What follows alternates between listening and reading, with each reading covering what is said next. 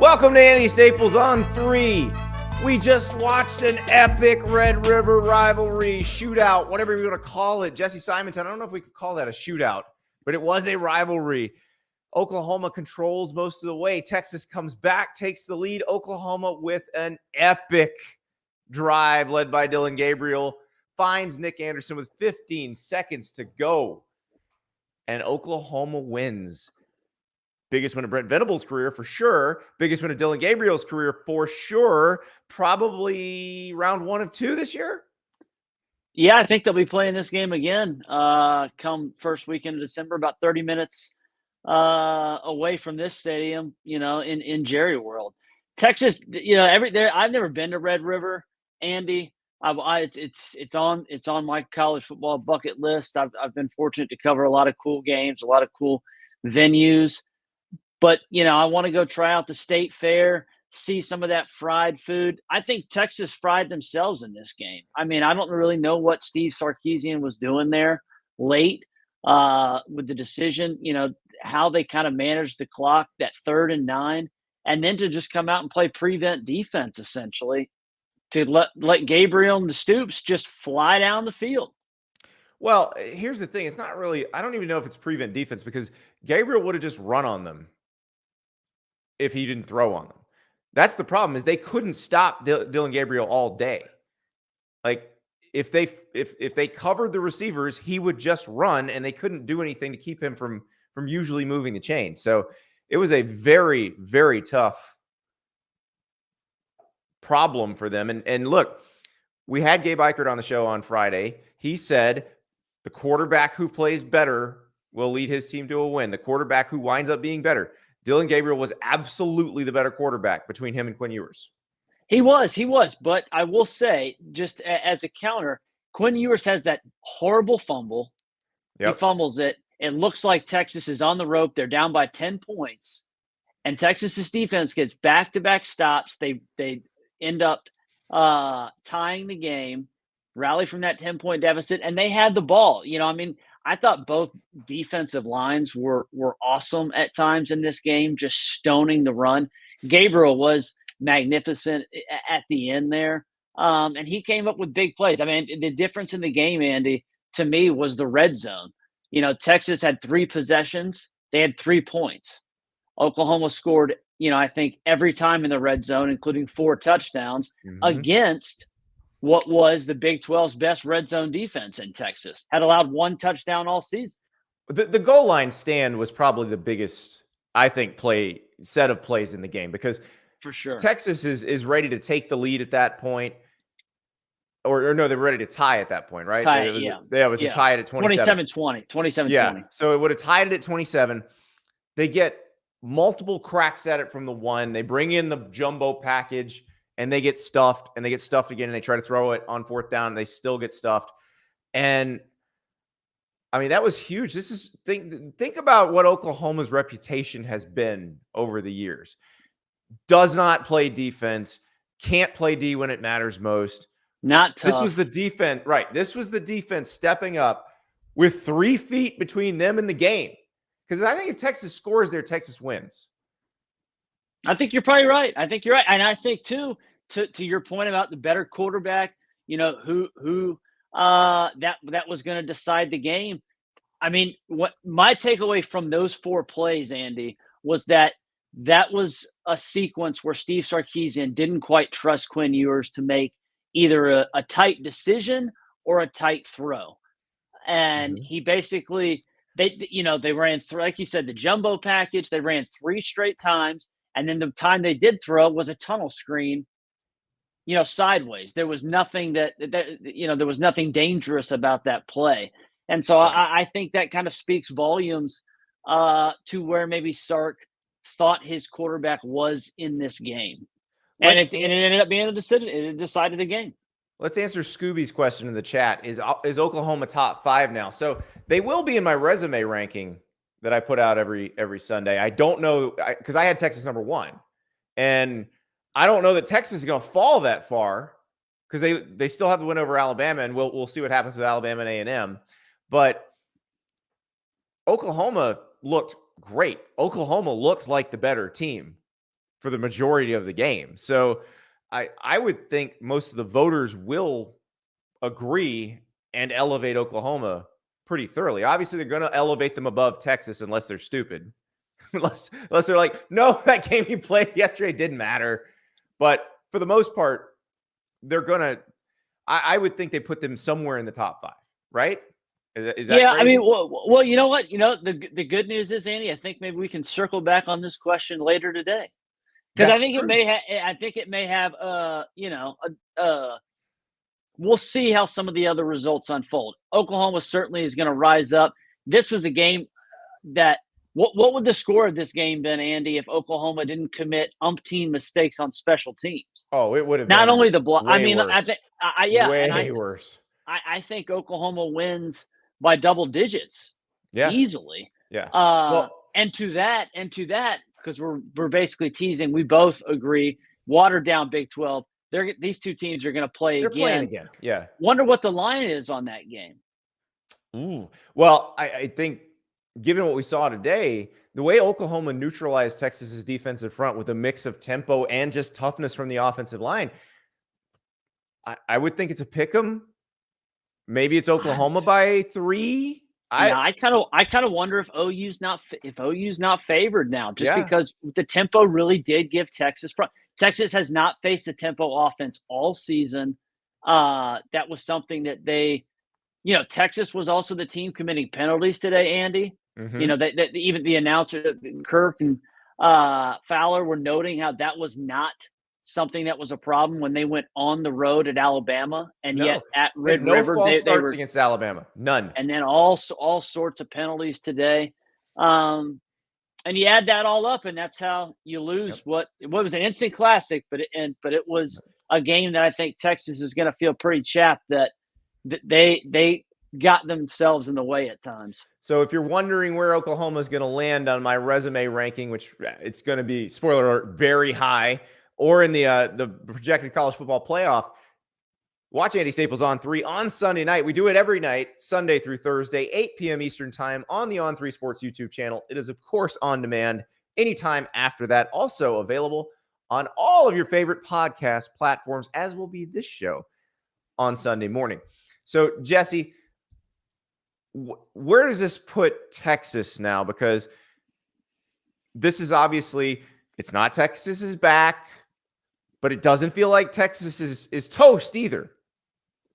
No. I think this is Texas TBD. We're going to find out how Quinn Ewers responds. The good news for Texas is that the rest of the Big 12 is terrible. So I don't even think if they did have one of these kind of, whoopsie-daisy games that they're really in that much danger of losing. The rest of their schedule is extremely favorable. Kansas State comes to Austin. Texas Tech is not the same team that I think a lot of folks envisioned during the preseason.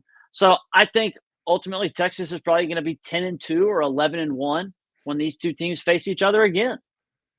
Yeah, this is going to be an epic rematch if that winds up happening. And I was so impressed with Oklahoma today. And this is what we were waiting to see from Brent Venables, is can you get them ready for a game like this? Can you win at the line of scrimmage? Because that's like, imagine if Lincoln Riley and Alex Grinch were there. Do they have that goal line stand? No, this game looks a lot like probably looks a lot like LSU Ole Miss last week, or LSU Missouri today. Yeah, I think that probably is Missouri true. today. Yeah, I think you're probably right. Who else? This is that gets to kind of, I think, puff his chest out a little bit. We've talked about the quarterbacks, but let's give even some more shine to Dillon Gabriel. This is a guy who a lot of folks were pining. A lot of college football national people, and I get it. People are lured by 5 stars and whatever, but they were like, all right, it's not if, it's when Jackson Arnold's going to take this dude's job. And this is his first Red River game, and he's not only the better quarterback, he's the guy that wins the Sooners a game that they lost 49-0 a year ago because he couldn't play in the game. Yeah.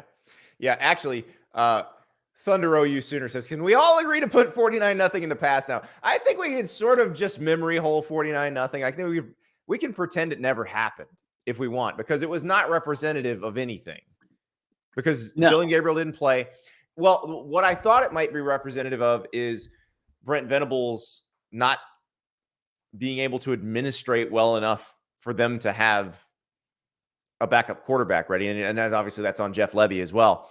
But they got through it. They fixed the defensive issues they had last year. Clearly, they are much better now on that side of the ball. Like the way they played offensively today, I was so impressed because they didn't look like that against Cincinnati. No, they didn't. This is a big deal. It is a big deal because if Oklahoma can play like this, there are very few defenses in the country that are going to be able to stop them. They're going to score on most teams. And so you're going to have to be able to keep that up against Oklahoma's defense, which, as we've learned, is quite a bit better. So speaking of defense or lack thereof, let us talk about Missouri and LSU, because that game went exactly the way we thought it would. But I was very worried for LSU when Jayden Daniels went out. He got hurt. There was a play where he scores a touchdown. They call it back because there's a hold, but he got hurt on that play, and they bring in Garrett Nussmeier. All of a sudden, Missouri's getting stops, and it looks like Missouri's going to go ahead and win the game. And Missouri had led most of the way. But Jayden Daniels comes back in, and he was unstoppable once he got back in the game. And he was not 100%, but he was just unstoppable. 15 to 21 for 259 yards passing and 3 TDs, 15 carries for 130 yards with a TD, and it felt like every carry converted a third down. That meme was going around because Jayden Daniels, for the viewers that didn't get to watch the game, he kept taking shots to the ribs again. Yeah. And there was a meme that was going around. That's that one where it's the X-ray of the ribs, and inside of it is the junkyard dog. Oh, that just is Jayden Daniels. That dude takes shot after shot. The officiating in this game was an abomination. Oh, yeah. I don't know how Missouri gets away with a false start. They gave him a touchdown. There is no penalty. It should have been an offsetting penalty on the play that Daniels takes that shot because it was such a late hit. And it wasn't, and they call a hold, and LSU actually ended up missing a field goal on that play. Yeah. But Daniels, the drive that you're kind of speaking about, it's a 92-yard drive where he basically did everything. He threw two big crossers and then just raced 40 yards for a touchdown, completed the 2-point conversion.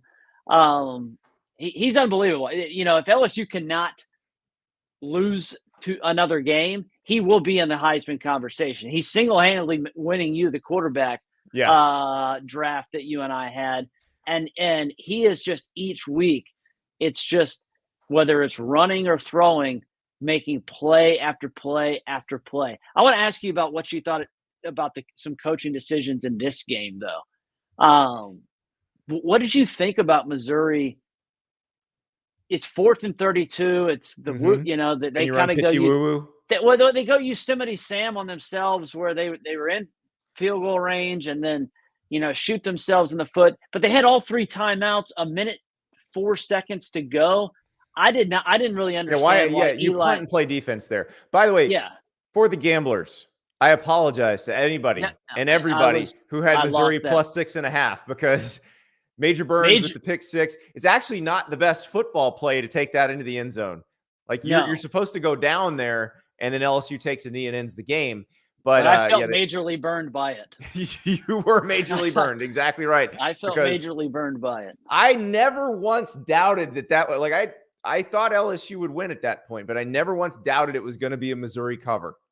So Major Burns took care of that.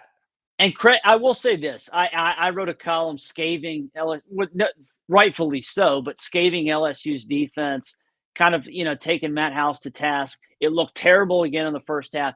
In the second half, whether it was adjustments or they just found something defensively, they did get multiple stops. They got that pick 6 that ended up sealing the game. They got a turnover on downs, and they saw the Ficker kicker just kind of whiff a 44-yarder. So there was at least a pulse there, which we had not seen the previous 6 quarters with the Ole Miss game, and then the first half against the Tigers. No, you knew they weren't going to be able to cover Luther Burden, and they didn't. Like, Luther Burden was awesome. 100 yards in the first half. And you also know they're not going to be able to cover people with functional passing offenses. And right. They also gave up 116 rushing yards on 21 carries. They got 411 passing yards and 116 rushing yards on 21 carries. So Burden ended up with 11 catches for 149 yards. Like, they're going to lose again because their defense is not going to hold up. Like, that's what Jalen Milroe may throw for 350 on them. It's rare that you can give up 550 yards, and that's a 150-yard improvement. Over Ole Miss, exactly. Yeah. So that's going to change. Let's move to Columbus, Ohio, which for a minute looked like a game that we'd be talking a lot about. Another backdoor cover. Yeah, and then Ohio State decided, okay, we're done here. But Maryland played very well early. The Ohio State long snapper snapped one off his butt, set Maryland up in good field position. They score the first touchdown. And you think when they score that, you're like, okay, that's kind of fluky, but Ohio State will just take over. No, it was 10-10 at halftime. Like, and Maryland scores the first touchdown of the second half. It was 17-10, and then Ohio State just rips off 27 straight points. Well, and in the hypothetical what if game though, Andy, Maryland ended up the Terps turtled in this game. Yes. And it started at the end of the first half, because you're right. They came out and marched right down the field and went up 17-10 after completely botching the end of the first half. It looked like they've screwed up by just settling for a field goal. Then they couldn't even get the field goal off because they completely mismanaged the timeouts and the clock. Talia throws it short. I mean, it was just – so they go into halftime honestly feeling poorly about themselves because it was 10-10. It probably should have been 17-10 or 13-10 in their advantage. They still come out and score a touchdown to start the second half, and then they could just do absolutely nothing. Marvin Harrison Jr. got cooking. Mbuka leaves the game, but then they start running the ball a little bit better. A little bit better. They finished with 33 carries for 62 yards. Now, 20 of those are sacks from McCord, or you lose 20 on sacks from McCord, but they're still they ran the ball very poorly in that game. That is something I am concerned about Ohio State. Now, Trey Henderson didn't play, so that's a big difference. But running backs get banged up, and we've seen Ohio State have issues where running backs get banged up and they don't have the depth at that position and have to do some different stuff. But that concerns me going forward for them when they play Michigan, when they play Penn State. Those are teams that are very good up front defensively. And if you are going to be one-dimensional against those teams, it's dangerous. It's very dangerous. So that concerns me for Ohio State. No, you're right. And like, Travion Henderson didn't play today. It was a lot, Bruce Feldman had the report that the backup Myron Williams, had lost 10 pounds in the last couple weeks and was looking svelte and best week of practice. And sometimes that stuff just doesn't come to fruition, but they're going to need more from him. They're going to need more from Chip Trainum. And they're frankly going to need more from an offensive line that I think has continued to kind of, show that it has some question marks. Replacing both tackles that went to the NFL a year ago. That they're not pushing teams around. They certainly couldn't push around Notre Dame. That was a game that they probably lost in the trenches, but just kind of, ultimately won that war. But that's a solid but not utterly dynamic defense. Right. And there was times they could not block Maryland today. Yeah. Whereas they're going to play dynamic defenses October 21st and at the end of the regular season. Yeah, in my mailbag this past week, I got asked, which is the best Big Ten defense between Penn State, Michigan, and Ohio State, because they're 1, 2, and 3 nationally in scoring, and those two, the fronts at Michigan and Penn State are going to come at you. So we're going to find out these answers, in a couple weeks for the Buckeyes. We are, but story of the day so far: the guys from Norman, Oklahoma. Boomer Sooner. Congratulations to the Sooners winning a Red River Classic. We'll talk to you again after the next set of games.